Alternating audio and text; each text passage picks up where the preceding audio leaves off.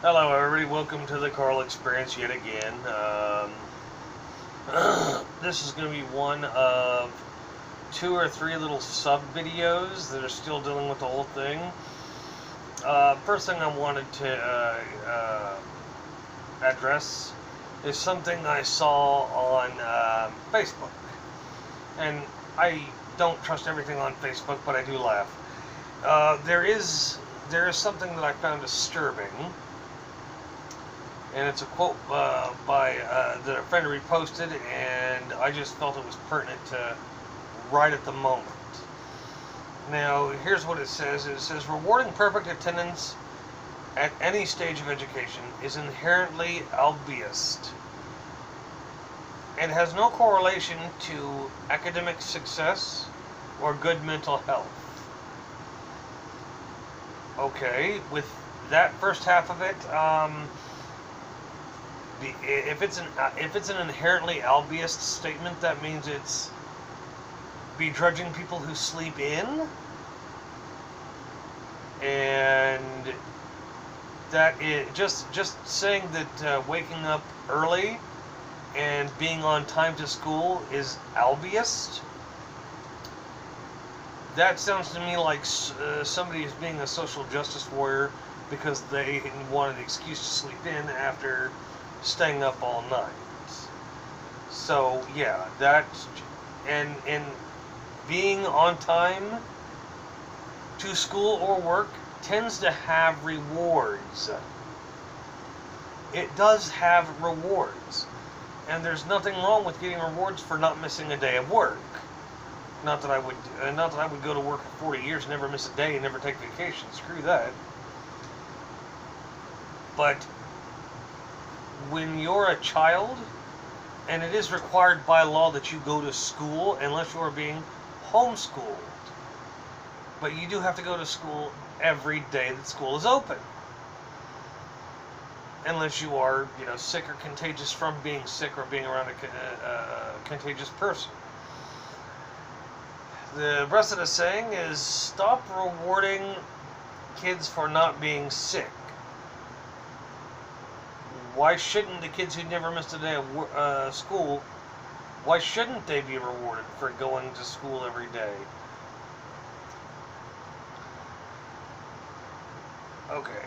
Stop rewarding kids for not being sick. For being sick and forced to go to school, there's a whole different socio-political thing with that. For never being allowed for being forced to for being sick and forced to go to school, for never being allowed a mental health day. Well, see, here's where I find the inherent problem in this. This is going to seem rather stupid, but when you're growing up in school and you're about to break and you still got to go to class and you're about to lose your mind, that's called learning a coping skill. You need to learn to cope with everything that's going to happen in the real world. Now, here's a little secret that some of you don't seem to get. I'm not saying all of you, I'm saying a very small fraction of society seems to think that if something's overwhelming, I'll just take some time off and recharge my batteries. Well, if something really small and insignificant is throwing you off, you don't need a mental health day. You need to learn to cope. You need to learn to adjust to that without a complete breakdown. And this thing of people saying, well, going to school is fascist. Yes, but it is the law. If you are under 18 and you have not graduated, you are required to be in class. That's why when I hear about dropouts, when I hear about kids dropping out of school, here in Kansas, specifically in Wichita, Kansas, children are not allowed to drop out of school. The ones who say, well, I dropped out of school, how? Shouldn't a truancy officer or the police be investigating why you're not at school? And if the kids are like, well, I'm just going to cut class every day. Okay, so send them to juvie. Apparently their parents don't give a damn. Now here's the deal for perfect attendance. I wasn't a perfect attendance person. I think out of all 13 years of schooling, I only had perfect attendance 2 or 3 times, and I wasn't trying for that either. But getting up and going to class and being there on time, that prepares you for the real world. Anybody who says, well, getting up is a waste of time, it doesn't. Getting up and being to school on time at this set time doesn't prepare you for the real world. Okay, there are thousands of books and hundreds of mental health professionals who would tell you that by being on time is a good thing. And plus it prepares you for life. Do you think you're going to get some cushy job at like McDonald's or somewhere else? I need to take a mental health day because I can't stand what Julia said to me on the line yesterday.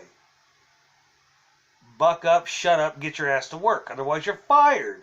That's what your boss is going to say.